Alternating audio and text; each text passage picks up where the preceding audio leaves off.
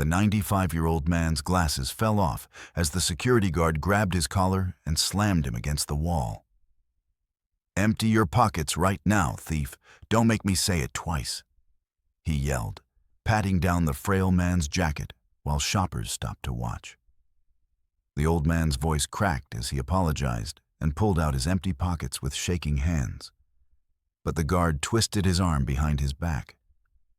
In the courtroom 2 months later, his lawyer stood up, held up a single piece of security footage, and the guard's face went completely white. Because what that video showed wasn't just proof of innocence. It revealed something the guard had been doing for months. Something that explained why he'd targeted this particular man. And when the judge saw it, everything the guard had built came crashing down in one sentence. Before we continue, I need to know, where are you watching this from, and what time is it right now? Drop your city and country in the comments. And listen, if you haven't subscribed yet, do it now and smash that like button. Because what happens next is exactly why security footage exists. Not to protect stores, but to protect people from those who abuse power. Sometimes the real criminal is wearing the uniform. Stay with me, because the twist in this case is going to make your jaw drop. His name was Vincent Torres, and he was 95 years old.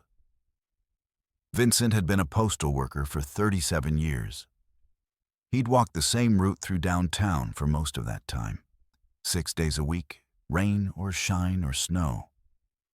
People on his route had known him by name, had left him cold drinks in summer and hot coffee in winter, had invited him to their children's graduations and weddings. He'd been the kind of man who remembered everyone's birthday, who'd carry packages up 3 flights of stairs for elderly residents, who'd slip letters to deployed soldiers to the top of his delivery bag so their families got them first. He'd retired at 65, not because he'd wanted to, but because Postal Service rules required it. Vincent had been married to his wife Rosa for 68 years. They'd met at a church dance in 1955, had married 6 months later in a ceremony so small only their immediate families attended. They'd had 4 children, raised them in a modest house in a working-class neighborhood, sent 3 of them to college on postal worker wages and Rosa's income from cleaning houses. Their 4th child, Maria, had been born with cerebral palsy. She'd lived with them her entire life, needed round-the-clock care. Vincent and Rosa had provided it without complaint for 43 years, until Maria died peacefully in her sleep at age 43. That loss had nearly broken them both. Rosa had died 4 years ago, Alzheimer's. Vincent had cared for her at home for as long as he could, but eventually he'd had no choice but to place her in a memory care facility. He'd visited every single day for 2 years, even when she no longer recognized him, even when she called him by other men's names, even when she screamed at him to leave. He'd sat beside her bed holding her hand, telling her stories about their life together, hoping some part of her still heard him. When she'd finally passed, Vincent had felt both devastation and relief. Relief that she was no longer trapped in the prison of her own failing mind. Vincent lived alone now, in a small apartment on the 2nd floor of a senior housing complex. His children were scattered, 2 in other states, 1 in another country. They called once a week, visited maybe twice a year. They had their own lives, their own families, their own struggles. Vincent understood. He didn't blame them. But he was profoundly, achingly alone. He lived on Social Security and a small postal pension, $1,432 a month. His rent was $750. His medications, for high blood pressure, diabetes, an enlarged prostate, and the arthritis that made his hands curl like claws, cost $315 a month even with Medicare. That left him with $367 for food, utilities, and everything else. It wasn't enough. It was never enough. Vincent had developed a routine to cope with his limited budget. He shopped at discount stores, bought the cheapest brands, skipped meals regularly to make food last longer. He'd lost 43 pounds in the past 2 years, his clothes hanging loose on his shrinking frame. His doctor had told him he was malnourished, had prescribed protein supplements Vincent couldn't afford. So Vincent just kept doing what he was doing, eating less, growing weaker, hoping he'd last long enough to see his great-grandchildren grow up a little more. One of the places Vincent shopped was Value Max, a discount department store chain that sold everything from groceries to clothes to electronics. It was a 15-minute bus ride from his apartment, but the prices were better than anywhere else. And on Tuesdays, they had a senior discount, 10% off everything. Vincent went every Tuesday morning, bought his food for the week, sometimes picked up other necessities like soap or toilet paper when he could afford them. He'd been shopping there for 6 years. The store employees knew him. Some were kind, asked how he was doing, helped him reach items on high shelves. Others ignored him, which was fine. Vincent didn't need attention. He just needed affordable food. But 3 months ago, something had changed. Value Max had hired a new security guard. His name was Kyle Brennan, and he was 34 years old. He'd been fired from his last 2 security jobs, one at a mall for using excessive force on a shoplifter, another at an apartment complex for harassing residents he deemed suspicious. He'd barely gotten hired at Value Max, had only been brought on because they were desperate, and he'd agreed to work for less than the other candidates. His supervisor, a tired woman named Michelle Ortiz, had warned him on his first day. "We've had problems with guards being too aggressive. Our customers are mostly elderly and low income. You treat them with respect or you're gone." Kyle had nodded and smiled and had ignored her completely. Kyle had a problem. He saw threats everywhere, saw criminals in every person who looked poor or moved slowly or didn't make eye contact.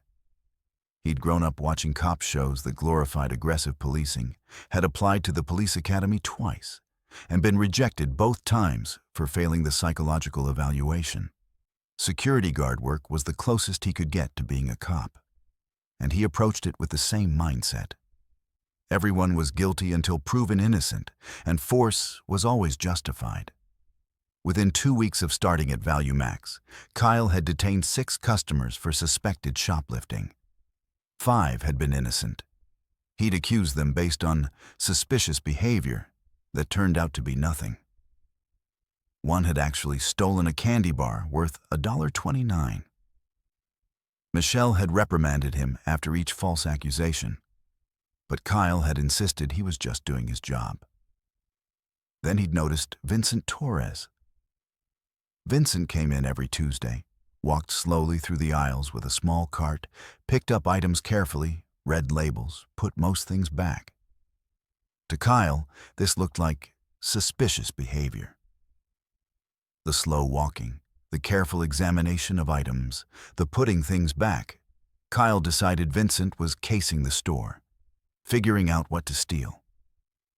Kyle had started following Vincent, not obviously, but close enough to watch.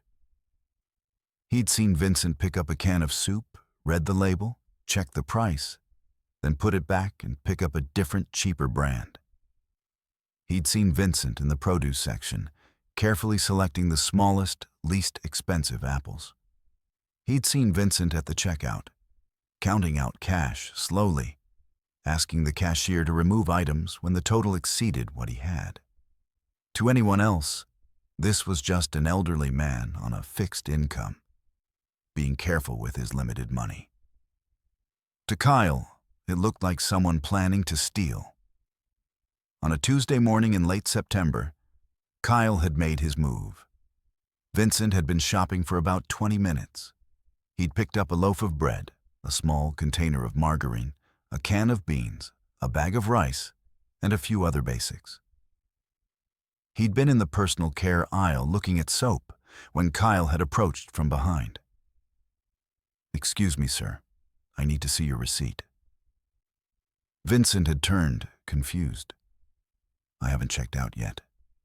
I need to check your pockets. Vincent's face had registered alarm. What? Why? I have reason to believe you're shoplifting. Empty your pockets. Now. Vincent's hands had started shaking. I'm not stealing anything. My items are in the cart. I said empty your pockets. Kyle had stepped closer, his hand moving to Vincent's shoulder. I don't understand. I haven't done anything. That's when Kyle had grabbed him. His hand had closed on Vincent's collar, and he'd slammed the old man against the wall, not hard enough to knock him down, but hard enough to stun him. Vincent's glasses had fallen off, clattering to the floor. Empty your pockets right now, thief. Don't make me say it twice. Shoppers had stopped. People had stared. Vincent's voice had cracked, tears already forming in his eyes. Please, I'm not... Kyle had started patting down Vincent's jacket, rough and aggressive, his hands checking pockets, pulling at fabric. Vincent had stood there, trembling, trying to comply, trying to understand what was happening. I'm sorry, Vincent kept saying. I'm sorry, I don't know what I did. Empty them. Show me what you've got. Vincent had pulled his pockets inside out with shaking hands. They were empty, completely empty. No stolen items, nothing but lint and an old tissue. Kyle had checked Vincent's pants pockets, also empty. He'd grabbed Vincent's arm and twisted it behind his back, making the old man cry out in pain. Where'd you put it? What did you take? Nothing. I didn't take anything. A store manager had arrived, drawn by the commotion. Her name was Patricia Simmons, and she'd been with ValueMax for 9 years. She'd looked at the scene, Kyle restraining Vincent, Vincent crying, shoppers watching with expressions ranging from horror to discomfort. Kyle, let him go, right now. He was shoplifting. Did you see him take something? He was acting suspicious. That's not what I asked. Did you see him take something? Kyle had hesitated. No, but let him go now. Kyle had released Vincent, who'd nearly collapsed, catching himself against the wall. Patricia had picked up Vincent's glasses and had handed them to him gently. Mr. Torres, I'm so sorry. Are you hurt? Vincent had been shaking too hard to answer. He'd just shaken his head, put his glasses back on with trembling hands. Patricia had turned to Kyle. My office, now. Kyle had been suspended pending investigation. Patricia had offered to comp Vincent's groceries, had apologized profusely, had asked if he needed medical attention. Vincent had just wanted to leave. He'd abandoned his cart and had left the store, taking the bus home, sitting in the back, crying silently the entire ride. He hadn't told his children what happened, hadn't told anyone. He'd just stopped going to ValueMax, started shopping at a more expensive store closer to his apartment, even though it meant he could afford even less food. He couldn't bear the thought of going back to ValueMax, couldn't risk being humiliated like that again. But 2 weeks later, Vincent had received a letter. It was from a law firm, Whitmore and Associates. The letter said they'd been contacted by someone who'd witnessed the incident at ValueMax, that they believed Vincent had grounds for a lawsuit, and that they'd like to represent him at no cost. Pro bono. Vincent had almost thrown the letter away. He didn't want to cause trouble, didn't want attention. But something in him, some small remaining spark of dignity, had made him call the number. The lawyer who answered was a woman named Sarah Whitmore. She was 42 years old, had been practicing civil rights law for 16 years, and specialized in cases involving excessive force and elder abuse. Someone who'd witnessed the incident, a woman named Jennifer Hale who'd been shopping with her young daughter, had contacted Sarah after seeing Vincent manhandled. Jennifer had been so disturbed by what she'd witnessed that she'd gone home and researched lawyers, had found Sarah's firm, and had given them Vincent's name. Sarah had met with Vincent at his apartment. She'd listened to his story, had taken notes, had asked careful questions. When Vincent had finished, Sarah had been quiet for a moment. Then she'd said, "Mr. Torres, what happened to you was wrong. It was assault. And I think there's more going on here than just one bad security guard." "What do you mean?" "I want to get the security footage from that day. And I want to see if there are other incidents like yours. Because if there are, we're not just suing Kyle Brennan. We're suing ValueMax for creating an environment where this kind of abuse is allowed to happen." Sarah had filed a lawsuit 3 weeks later. The defendants, Kyle Brennan and ValueMax Corporation. The charges: assault, battery, false imprisonment, intentional infliction of emotional distress, and violation of civil rights.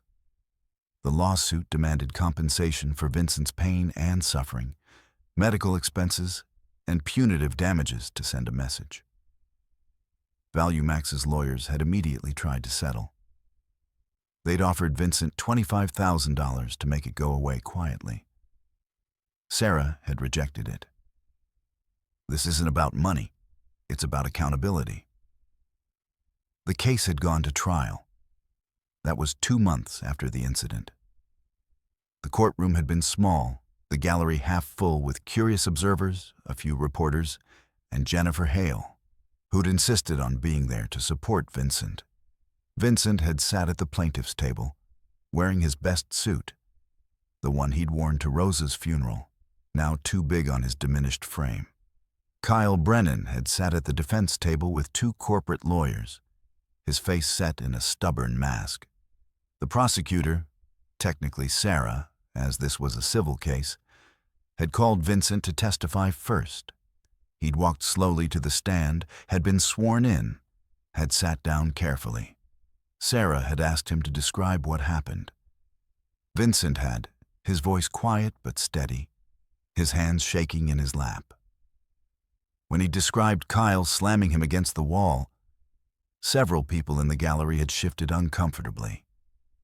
When he described having his arm twisted behind his back, one older woman had audibly gasped. When he described the humiliation of standing there with his pockets turned out, apologizing for nothing while people stared, his voice had broken, and he'd had to pause to collect himself. The defense had tried to suggest Vincent had been acting suspiciously, that Kyle had reason to detain him, that it was all a misunderstanding. But they couldn't explain why Kyle had used physical force before determining whether Vincent had actually stolen anything. Then Sarah had called Jennifer Hale to the stand. Jennifer had testified that she'd seen the entire incident, that Vincent had done nothing wrong, that Kyle had been aggressive and violent without provocation. He slammed a 95-year-old man against a wall because he thought he looked suspicious. That's not security. That's assault. But here's where the story takes a turn.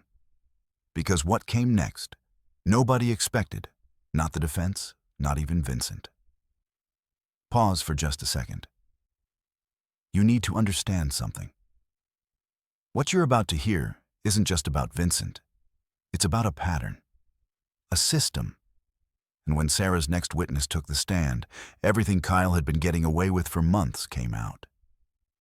If you think this case is just about one old man being mistreated, you're about to realize it's so much bigger. Drop a comment if you think people like Kyle deserve prison, not just lawsuits. And if you're still watching, hit that like button, because what this lawyer uncovered is going to make you see security guards and corporate responsibility in a whole new light. Sarah had called her next witness, Marcus Webb, a former ValueMax employee who'd worked there during Kyle's tenure.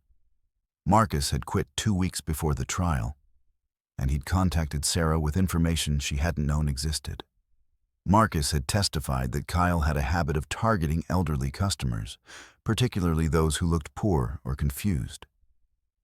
He'd follow them around the store, make comments about how they were probably shoplifters, brag about how he was going to catch them.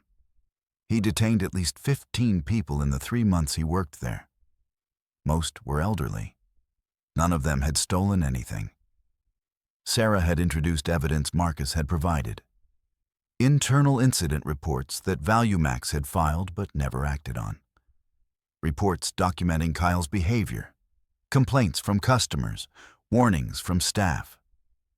All ignored by upper management because, as one internal memo stated, "We can't afford to lose another guard. Just tell him to tone it down." Then Sarah had played the security footage. The courtroom had gone silent. The footage showed the entire incident from multiple angles. Vincent shopping peacefully, Kyle following him. Vincent doing nothing remotely suspicious. Just an old man shopping carefully, comparing prices, making decisions based on what he could afford. Then it showed Kyle approaching Vincent. The conversation that couldn't be heard, but could be seen. Vincent's confusion, his attempt to comply, his fear. And then it showed Kyle grabbing him, slamming him against the wall, patting him down aggressively, twisting his arm. Vincent's glasses falling.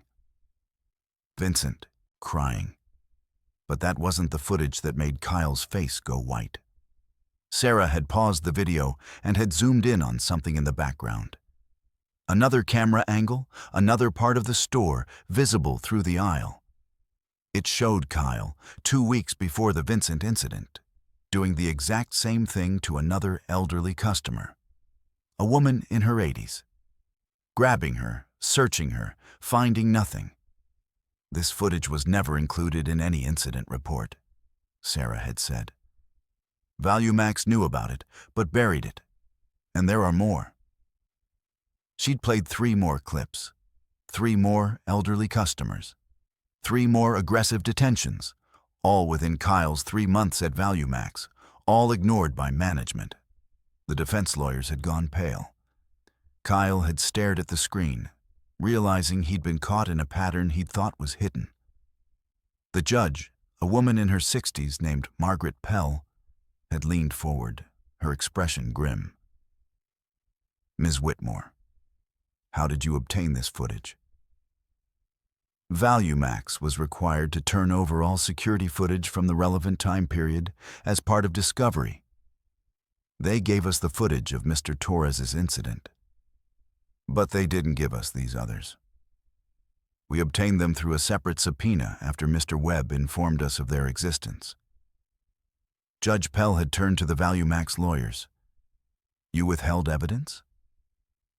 The lead defense attorney, a man in his 50s named Richard Crane, had stood up, flustered. "Your Honor, those incidents were not relevant to this case." "Not relevant? Your security guard has a pattern of assaulting elderly customers, and you didn't think that was relevant to a case about him assaulting an elderly customer?" "We didn't withhold them deliberately. It was an oversight." "An oversight?" Judge Pell's voice had been ice cold. She'd turned to Sarah. "Ms. Whitmore, do you have anything else?" "Just one more thing, Your Honor." Sarah had approached the bench and had handed the judge a document. "This is Kyle Brennan's personnel file from his previous employer. He was fired for excessive force. ValueMax hired him anyway, knowing his history because he agreed to work for below-market wages. They prioritized cost savings over customer safety." Judge Pell had read the document, her jaw tightening. She'd looked at Kyle. "Mr. Brennan, stand up." Kyle had stood, his face red, his hands clenched. Judge Pell had spoken directly to him. "You have a history of violence toward vulnerable people. You were hired by a company that ignored that history. And you used your position to terrorize elderly customers who couldn't fight back. Do you have anything to say for yourself?" Kyle had opened his mouth. closed it. His lawyer had whispered something to him. Kyle had shaken his head. "No, Your Honor." "Then sit down." The trial had lasted 2 more days, but the outcome had been decided in that moment. The jury had deliberated for 4 hours. They'd returned with a verdict: liable on all counts. They'd awarded Vincent compensatory damages of $200,000 for his pain, suffering, and emotional distress. And they'd awarded punitive damages of $1.7 million against ValueMax and $500,000 personally against Kyle Brennan. The courtroom had erupted. Kyle had gone pale, staring at the floor. The ValueMax lawyers had immediately begun discussing appeals. Judge Pell had banged her gavel. "Order. I want to add something to this verdict." She'd looked directly at the ValueMax legal team. "Your company created a culture where abuse was tolerated as long as it was cost-effective. You hired a man with a history of violence, ignored complaints about his behavior, and then tried to cover it up when it finally resulted in a lawsuit. That's not just negligence. That's willful indifference to human suffering." She'd turned to Kyle. "Mr. Brennan, I'm referring your actions to the district attorney's office for potential criminal prosecution.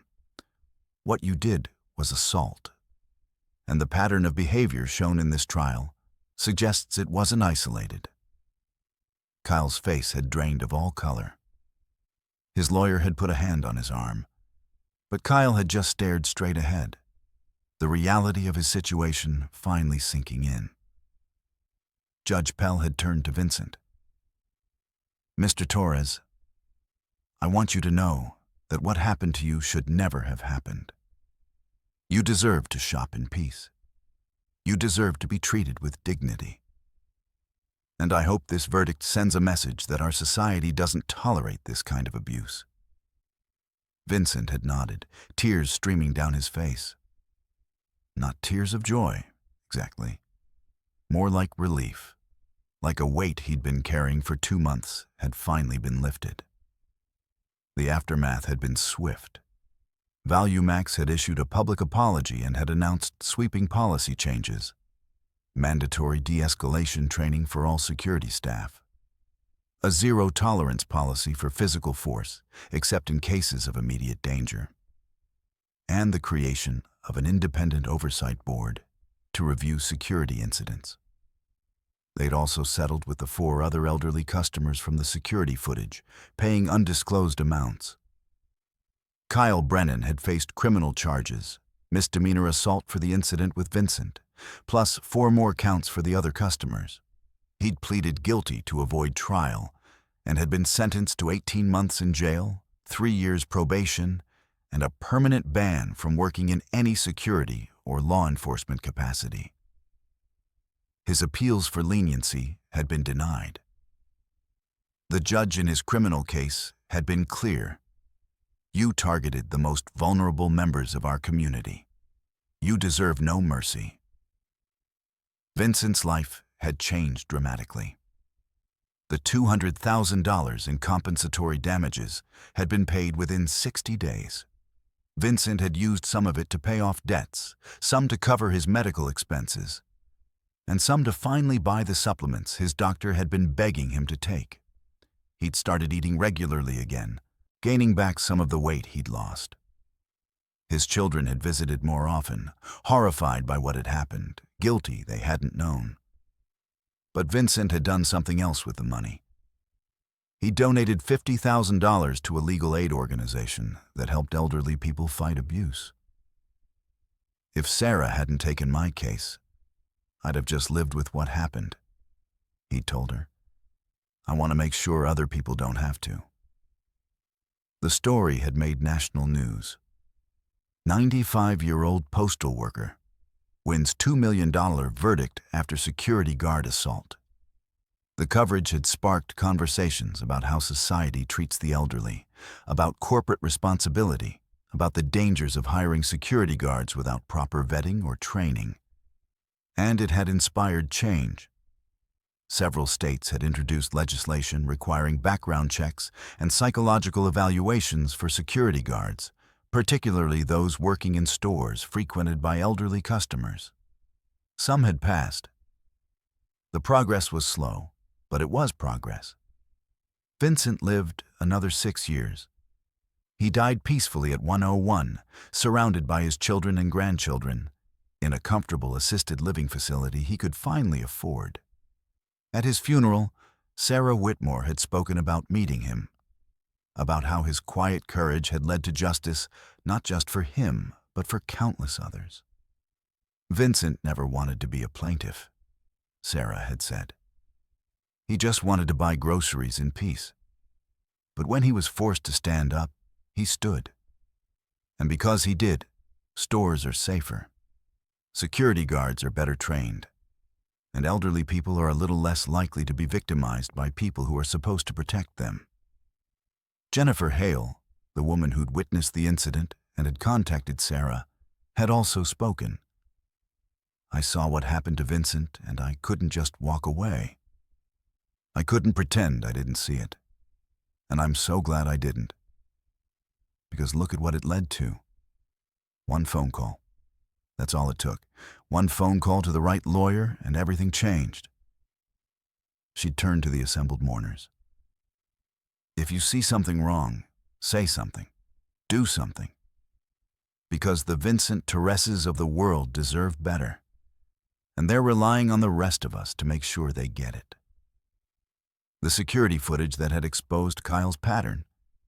The footage that had turned a simple assault case into a corporate accountability trial had been used in training videos for security companies across the country. This is what not to do, instructors told new guards. This is what happens when you abuse your power. And in courtrooms, when lawyers argued cases involving security guard misconduct, they cited Torres versus ValueMax as precedent. The case stood for a simple principle: that companies couldn't hide behind policies and cost-cutting when their employees harmed vulnerable people. That there was such a thing as corporate responsibility. That justice sometimes actually worked. Vincent's legacy wasn't just the money or the policy changes. It was the reminder that every person, no matter how old or poor or powerless they seemed, had dignity, had rights, had worth. And that when those rights were violated, there were still people, lawyers like Sarah, witnesses like Jennifer, jurors who paid attention, who would stand up and say, "This is wrong, and we're going to make it right." Kyle Brennan had thought he could target vulnerable people without consequences. He'd been wrong. ValueMax had thought they could ignore a pattern of abuse as long as it didn't cost them anything. They'd been wrong too. Because in the end, that security footage didn't just show Kyle's crimes. It showed something deeper. That cruelty leaves evidence. That patterns emerge. That eventually someone notices. Someone cares. Someone acts. And when they do, the truth has a way of coming out. Even if it takes 95 years for someone to finally say, enough. Here's my final question for you. If you witnessed something like what happened to Vincent, an elderly person being abused, humiliated, or assaulted by someone in authority, would you speak up? Would you make that call? Or would you tell yourself it's not your business and walk away? Be honest in the comments, because Jennifer Hale's phone call changed everything. One witness, one action. That's all it took. And if this story reminded you that speaking up matters, that being a witness means being willing to act, then subscribe to this channel, hit that like button, and share this video with everyone you know. Because right now, somewhere, another Vincent is being abused. Another Kyle is getting away with it. Another corporation is looking the other way. And the only thing that stops it, the only thing, is people like you deciding that you won't be silent. So what's it going to be? Are you going to scroll past? Or are you going to be the person who makes the call?